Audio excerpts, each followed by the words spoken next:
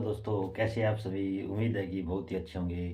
तो दोस्तों देखो आज का शो कितना अच्छा रहा दोस्तों। जैसा आपने पिछले एपिसोड में देखा कि राजीव चंदेल जी का जो एक्सीडेंट हुआ था उसके बाद से वो बहुत ही ज़्यादा सीरियस हो गए थे। लेकिन बाद में कुछ ऑपरेशन वगैरह वगैरह होने के बाद में जो राजीव जो है होश में आ पाया था और फिर अब उसको डॉक्टरों ने डिस्चार्ज के लिए बोल दिया।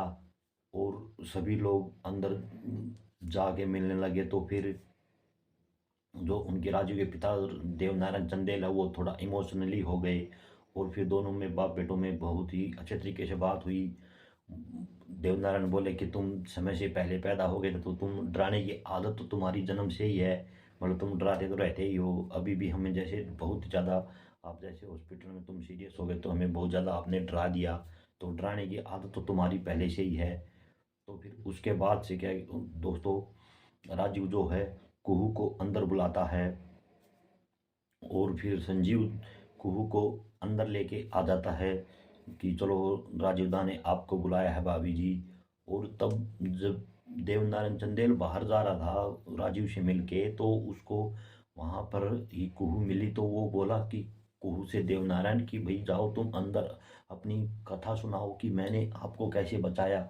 तो फिर वो कुहू बोलती है कि ठीक है पिताजी, जब मैंने मैं मान गई मैंने ये हालत राजीव की मैंने ही की है, लेकिन जितनी मैंने की है उतनी जिम्मेवार आप भी हो।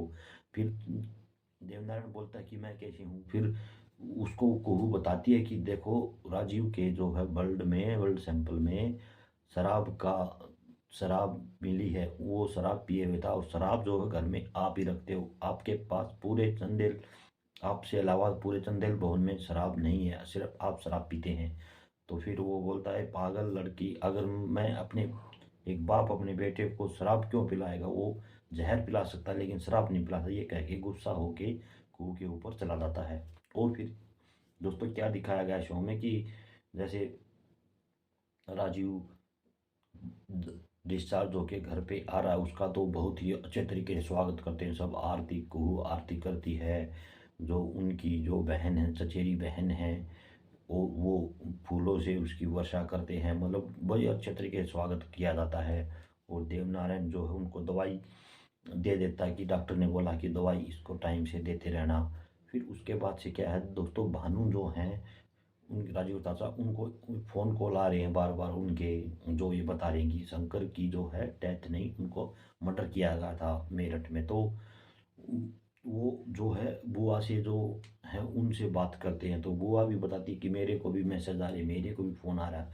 अब इस मैटर में हमें सीरियस होने की ज़रूरत है कि कौन हमें क्या कहना चाह रहा है, क्या हमसे वो चाह रहा है, क्यों कह रहा है। तो फिर तभी फ़ोन आ जाता है। तो उसके बाद से वो उससे ढंग से बात करते हैं कि भाई क्या प्रॉब्लम है, क्या दिक्कत है, क्यों आप फ़ोन कर रहे हो, क्या मैटर है, पूरा उससे डिटेल में पूछते हैं।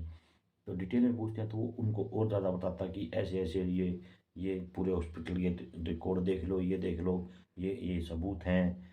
लेकिन मैं आपको अपनी आइडेंटिटी नहीं दूंगा और मैं पूरे सबूत आपको अवेलेबल करा सकता हूँ।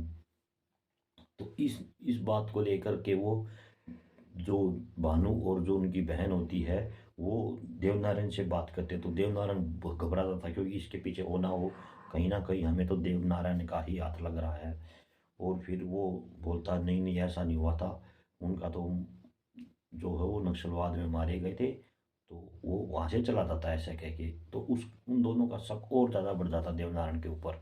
और फिर कुहू की और जो राजीव की एक घर में उनको एक खिलौना मिलता है, गुड़िया खिलौना सब ये लोग एक लेके आए थे कि भाई अब मतलब ये इनकी जो मंजूरी मिल गई है अब ये हम मतलब अपना वंश आगे बढ़ाएंगे। मतलब भाई बच्चे बच्चे पैदा करेंगे, अपना एक अच्छी मैरिड लाइफ जिएंगे। तो दोस्तों ये सब दिखाया गया। और आई होप आपको वीडियो बहुत ही अच्छी लगी होगी। और आपको यह टीवी सीरियल कैसा लगता है हमें कमेंट करके ज़रूर बताना।